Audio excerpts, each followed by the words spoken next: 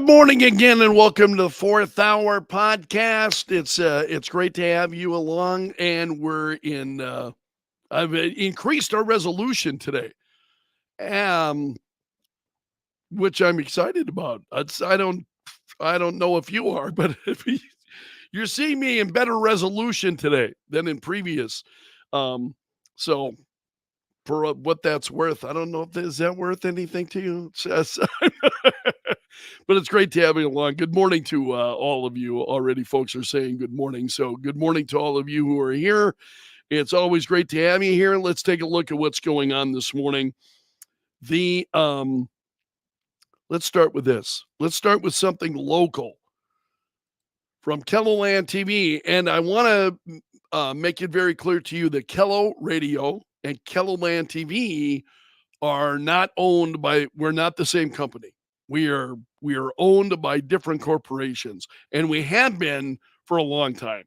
So that's been the case for quite some time. In fact, both of us have been through ownership changes over the years. So we've got a great relationship with Kelloland TV, but we are not the same. So as you see stories on Kelloland TV and you think that's us, no, it's not. We are a separate company. But this story caught my attention. Um, the Amendment H advertisements angering veterans. And so this is, it was Tom Hansen who talked to a veteran who's not happy with some of the ads in favor of Amendment H. His mom called him one day after getting this flyer, concerned that her son could not vote in the upcoming primary. And they're trying to say that veterans have lost their voice. No, we haven't lost our voice. We know exactly we want to vote for X, Y, and Z, then we need to register that way. And that's how we do that. So if you want to vote for a certain party, then you can do that. So he says the ads are not only misleading, but offensive to veterans. He told Kelloland TV. They put tape over the mouths of these actors who are trying to portray themselves as veterans. They have beards and their collars are disheveled. I mean, it just doesn't make sense. Nothing from the left ever does. It just doesn't make sense. It's ugly. It's lies. It's not giving the respect to the uniforms that so many of us wore with so much pride. We earned the ability to wear that, and it goes on. So it's a national nonprofit group called Veterans for All Voters that supports Amendment H. It's an interesting story. You can find it at Kelloland.com. Kelloland.com. That's Kelloland TV. Kello.com is us. That's Kello Radio. So I found that to be an interesting story. I wanted to share that with you a little bit this morning. Steve says, I commented on a Twitter ad for Amendment H and instantly got added to lists with names I can't type here. Truly classless group of supporters for that amendment. So, I think and I'm still getting emails from folks, and I welcome your emails. I'm getting emails from folks who are the most recent one that I got. I don't think he was asking me a specific question as much as he was walking himself through the process, thought process as he was emailing me and then sent me the email. Because I looked at it and first of all, apologies. I don't respond to every email. I appreciate getting them though. I do read them. So even if I don't respond to your email, I do read them. And I wasn't quite certain what he was looking for from me in terms of I think in this case it was I got to grab my ballot so that I don't misspeak. I printed out my ballot. Um, and he was referring to the referred law 21. And that's the one that initially, it's about carbon capture pipelines and an issue that had been settled by the state Supreme Court, and then lawmakers thought they needed to get back into the fray, and they passed this. And there are some landowners and that you hear out there, and they're supporting it, and they're supporting the law of the legislature. There's another group of landowners who oppose this thing like crazy. They are absolutely dead set against against it. So again, you listen to a particular crowd and you're hearing, oh yeah, we worked with legislators and legislators put this together. And then you've got and these are folks that own farmland, and they're just saying, absolutely not. We do not want this. We have concern about carbon capture pipeline and so on.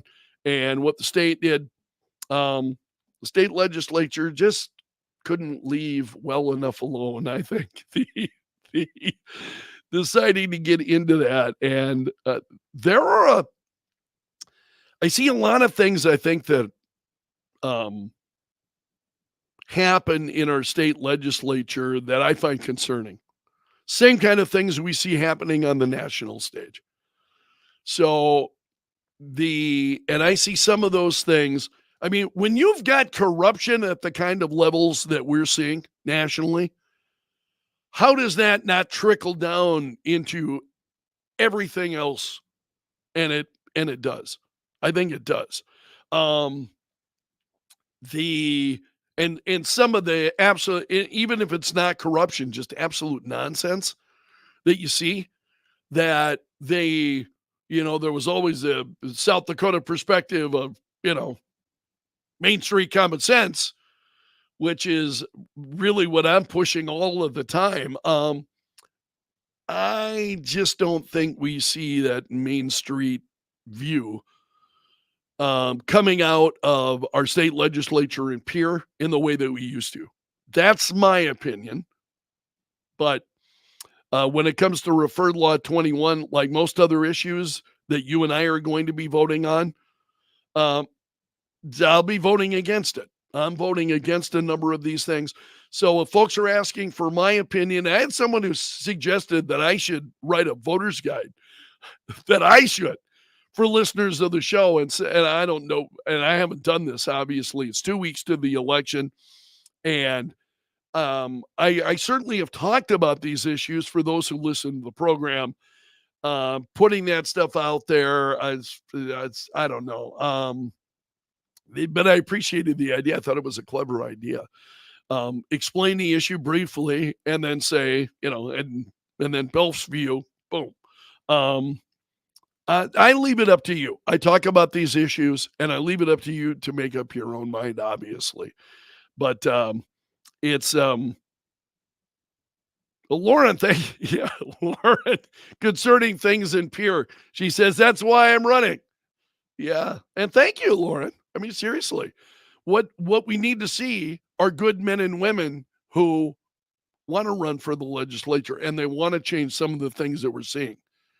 So there are just a number of things that concern me. But all right, let's see what else I've got to share with you. There are a number of stories that I wanted to get through. The Biden administration when it comes to loans. Then we'll move on to some other things that I think are a little bit more relevant. But the Biden administration extending the student loan payment pause by 6 months for 8 million SAVE plan borrowers. So these federal the federal student loan payments will remain on pause for 6 months or longer. Well, isn't that special? Just to get us through the election. 6 months or longer that we're going to, that will remain, that you won't have to start paying back your federal student loan. Just we are making sure that we can get that done through the election. That just gripes me like crazy.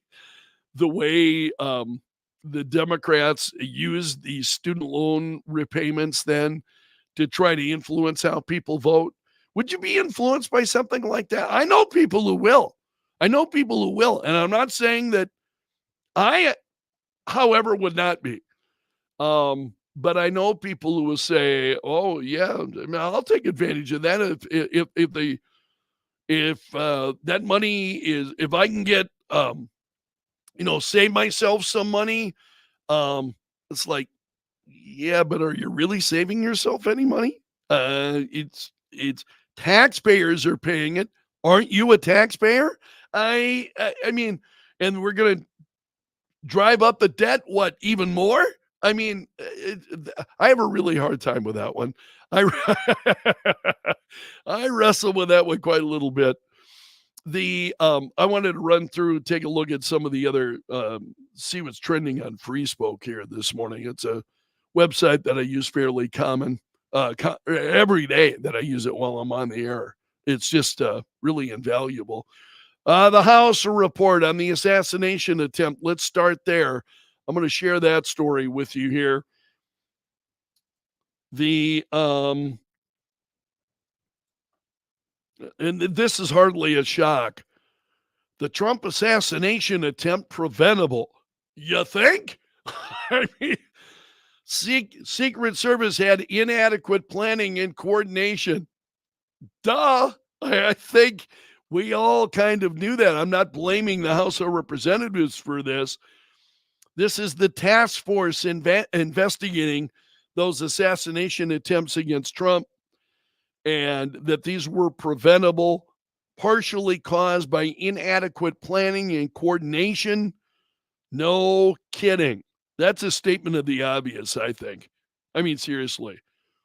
So they highlighted 8 key findings. What are the key findings? Let's see what those are. That's it. This is a short report, or this media report that I'm using is not very long.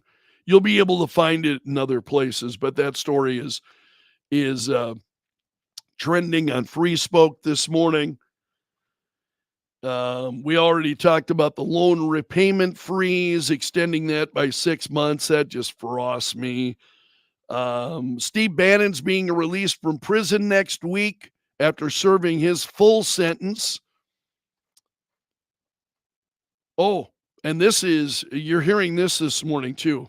Harvey Weinstein, diagnosed with a rare form of bone marrow cancer. I hate to say that people deserve some of these things, but, karma's a bitch. I mean, it can be. I think that's all. And now we're getting into stories that I've already shared this morning. Oh, Donald Trump delivers a somber message and slams the Biden administration during his North Carolina hurricane tour. So he told voters in North Carolina, "I am with you." He criticized the FEMA response while he's in North Carolina. Chances are good that I'll wind up talking about that tomorrow on the Greg Belfrage Show. So that's a big story this morning. Yeah, David, you're right. See, that Ryan was saying they accuse Elon Musk of buying votes using his own money, yet they use taxpayer money to do the same thing. Great point, Ryan. And David responded to that saying it's not the government's money, it's taxpayer money. Absolutely right.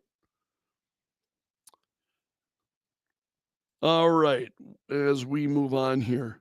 And I'm sorry, I take a few breaks here just because I'm trying to pull up these stories as we go. I will tell you that I have formed a new appreciation for those people who do this kind of thing and just effortlessly.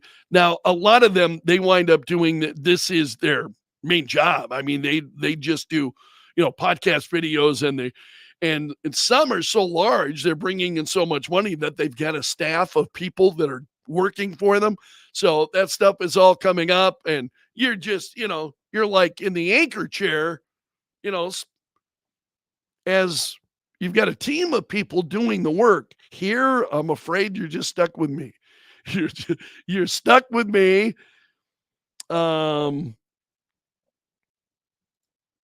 Fox News is out with their new power rankings, and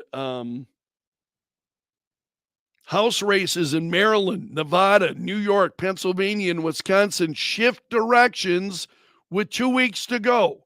So what's going on there? We got election night coming up fast. Can you tell what I search for when I'm on? I use the same login at home so you can see what I'm searching for. Okay. Democrats' chief concern is that Harris still has fewer black voters in her corner than Joe Biden. So President Obama is out there then campaigning on behalf of her. The vice president also went head-to-head with Bret Baier on Fox News Channel last week. I just don't think that helped her. I really don't. I can't see how that would help her at all. If you're already in her camp, you loved it. You thought she was terrific. If you were an undecided voter, what would have helped you? What is it about Kamala Harris that appeals to people anyway? I'm at a loss. Seriously, I can't explain it. Makes absolutely no sense to me. What is it about Kamala Harris that appeals to people? So, and then she's spending the beginning of this week with Liz Cheney, who urged conservatives to vote for the Democratic ticket. What? Again, what in the fresh hell are you talking about? Just absolutely crazy. There was some other. Steve's talking about David. Go Star Trek. Yeah. Thanks, David. I appreciate that. I have been a Star Trek fan as long as I've been a Batman fan. Beautiful thing about being born in 1963. I'll get to Steve's comment here in a moment.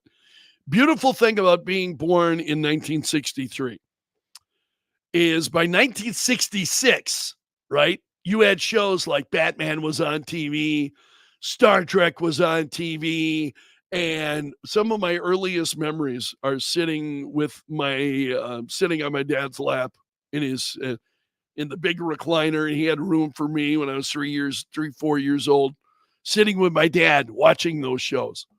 I love television from 1966 in particular. You had a lot of great shows from around that time period. I think Get Smart would be an example. A lot of other shows of that time that were great. So I am definitely a child of the 1960s. Steve said, I was reading an interesting article about the recent polls and margin of error. If you average the error of the last two elections for president and assume similar voting patterns, Trump is leading, he says. Interesting. Not a lot of concern among those who are commenting here for Liz Cheney. Yeah, totally understand. And Steve, while you're talking about betting odds, that was one of the other stories that I wanted to share from Fox News this morning. What are election betting odds? An expert explains why Trump is the current favorite. Trump has a 58% chance of winning the election, according to the average of betting markets.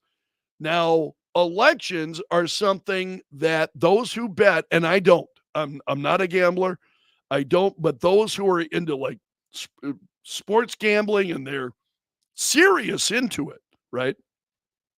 This issue, and I think this is the reason why you hear Clay and Buck. Clay is a big sports fan. Obviously, that's where he came from. Is he's got a pretty solid sports background. Clay Travis does, and he is talking about what's going on with betting. He's talking about that a lot, quite a little bit on their program. And this is interesting. It's one of the reasons why this story caught my eye. So this expert explains why Trump is the current favorite. So let's go into this. Maxim Lott is his name, and he runs electionbettingodds.com. And he talked to Fox News. He's a former employee of Fox News. His website uses data from 5 different betting sites to display a betting average. And with that, then Trump has a 58.5 chance of winning. And there are a number of websites that are getting into showing betting odds. So Trump's chances of winning the election have dramatically risen over the last few weeks. Because what's happened, Kamala Harris, and what it boils down to is this.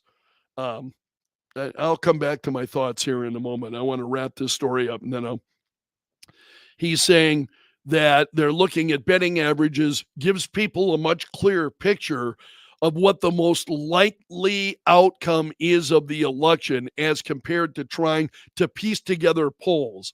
That actually these betting odds may be a better indicator of who's actually going to win versus polls. And I would believe that because I think almost anything is a better indicator of who's going to win the election rather than the polls. But I found that to be a fascinating story. I wanted to share that with you. But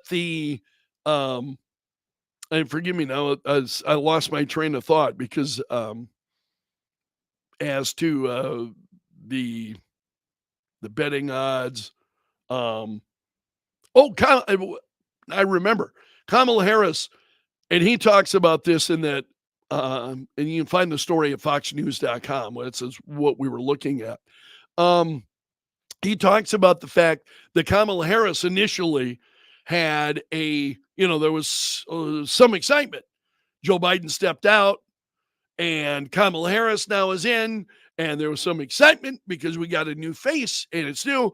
And as time has gone on, people are realizing, oh, yeah, Kamala Harris, same old, the same problem. Oh, yeah, she's part of the Biden administration. Oh, yeah, the Biden administration that we don't like for all of this, all of this other stuff, all of the baggage that Joe Biden was carrying. Voters, there was again an initial excitement. We got a new candidate. It's a new race. Kamala Harris is here and carrying the same baggage that Joe Biden had. And so you've seen, the enthusiasm then for Kamala Harris start to dip as a result of that. And I thought that was pretty interesting about the betting odds. So, Steve, I think you're right. You got more and more people that are looking at, and not that I'm suggesting that you go out and bet on politics, but those who gamblers gonna gamble. And we see them doing it on just about everything else, and now it's politics. But the thing is, they're being intelligent about it. Some won't be. This is part of what that Fox News story was saying, is that, just because you personally support somebody, don't go out there and gamble on them, because you're setting yourself up for heartbreak, because, your emotions are involved. I think to be a good gambler, you've got to be able to be somebody that sits back, you're playing the odds, you're looking at, those are the people that make good gamblers. keep your emotions out of it rather than just, and the thing is about Trump and this election, especially, man, there's a lot of emotion. I mean, I go through a lot of it as we talk about what's going on. And, Trump evokes a lot of it from me. Kamala Harris evokes a lot of emotion, but they're not the same emotions that I think these candidates are invoking in us. But you see that. So he's saying the gambling odds are showing Trump at 58.5%, which is, I thought, was noteworthy, certainly worth sharing with you. And that's all I got for you this morning. I want to thank you for being here. Hit that like button before you go. Please don't leave without hitting the like button. Even better yet, if you've got friends, like-minded friends, let them know what we're doing each day and invite them to the party as well. I would appreciate it very much. We'll leave it there for today. Thanks so much for being here. See you again soon as we do it again tomorrow.